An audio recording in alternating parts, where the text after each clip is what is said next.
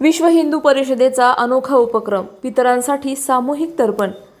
लाल टाके खाकीदास बाबा मठात घुमले वैदिक मंत्र, सामूहिक तर्पण विधी संपन्न।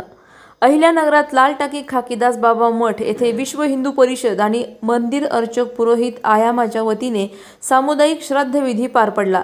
या कार्यक्रमात अनेक भाविकांनी सहभागी होऊन आपल्या पितरांचे स्मरण केले। हिंदू धर्मानुसार भाद्रपद महिन्यातील वद्य पक्ष हा पितरांसाठी खास मानला जातो। या काळात दिवंगत पूर्वज पृथ्वीवर येतात असा समज आहे, त्यामुळे पितृऋण फेडण्यासाठी श्राद्ध विधी करणं महत्त्वाचं असल्याचं प्रांत संघचालक नानासाहेब जाधव यांनी सांगितलं। हा विधी सचिन पाठक गुरुजी यांनी केला। यावेळी श्रीकांत नांदापूरकर, हरिभाऊ डोळसे, गजेंद्र सोनवणे, अमोल भांबरकर, मिलिंद मोभारकर यांच्यासह अनेक मान्यवर उपस्थित होते। या कार्यक्रमाला खाकीदास बाबा मठ ट्रस्टचे अध्यक्ष मनोज मुंदडा, चंद्रकांत काबरा आणि इतर विश्वस्त यांचे सहकार्य लाभले। पुढील वर्षीही हा सामुदायिक श्राद्धविधी मोठ्या प्रमाणावर आयोजित करण्याचा निर्धार आयोजकांनी व्यक्त केला। विश्व हिंदू परिषदेच्या वतीने आज तर्पण विधी अमावस्येच्या दृष्टीने, सर्व पितरी अमावस्येच्या दृष्टीने साजरा झाला आहे। गेली ही 4 वर्षापासून, म्हणजे आता हे 5वं वर्ष आहे आणि ही संकल्पना श्री हरिभाऊ डोळसेंची, जे त्या पुरोहित धार्मिक आयामाचे प्रमुख आहेत त्या विश्व हिंदू परिषदेचे, त्यांच्या कल्पनेतून हे साजरं झालेलं आहे।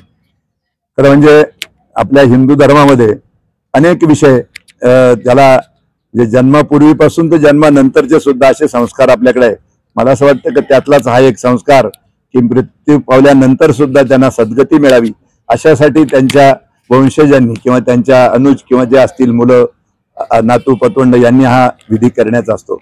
आणि हा एका अर्थाने विश्व हिंदू परिषदेने त्याला एक सामुदायिक स्वरूप बदलत्या काळानुसार असं दिलेलं आहे। तेव्हा हा एक स्तुत्य उपक्रम आहे। आपण सर्वजण त्याच्यात सहभागी झालात, त्याबद्दल विश्व हिंदू परिषदेच्या वतीने आपल्या सर्वांचं आभार।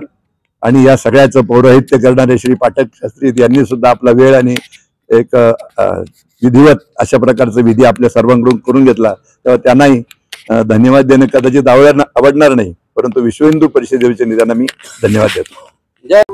अशाच बातम्यांचा आढावा घेण्यासाठी आजच आपल्या YouTube चॅनलला सबस्क्राईब करा। बातमी आवडल्यास लाईक करा आणि इतरांपर्यंत शेअर करा।